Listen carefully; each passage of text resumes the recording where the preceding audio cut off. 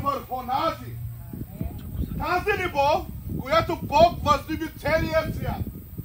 Искаме същата любов да бъде вътре в нас. Тази обеден час, нека Святия Дух да на ръководи, да на употребява. Зато и че благодарим на живия Бог, че нашият пасторо дойде заедно, поканехме го и ще присъстваме, ще му даваме думата, но първо ще се молим да слезе Святия Дух върху нас. Ще пеем песнички, ще хвалим живия Бог и възможността ще отдаваме на пасторо да говори чрез Словото, казва нашия Бог. Амен. Нека да се помолим.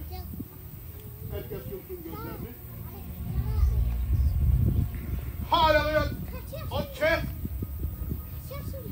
Благодарим ти, Татко, че ти си създал небето и земята, всичко подобие на тебе, Татко. Както си казал, светлина да бъде и стана светлина. Всичко си сътворил в Твоето име, Татко мой.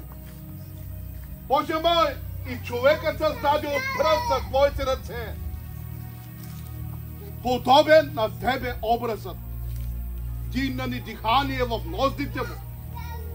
Татко, молим ти се, Исусе, отвори си небето, Татко. Този обеден час каним те да дойдеш, Святия Дух, да слезнеш върху братята и сестрите ми.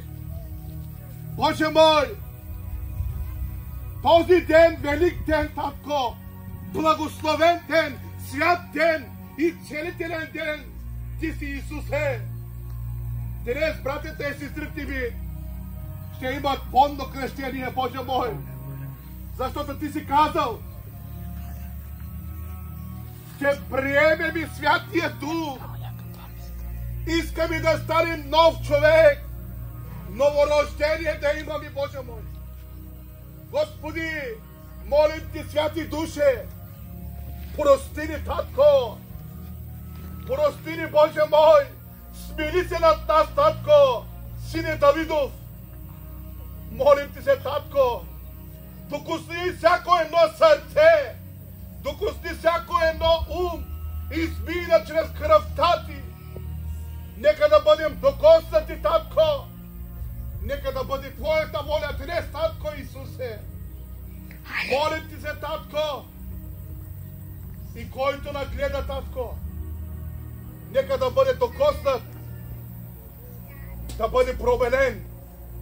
И Твоята любов да падне върху нас, Татко.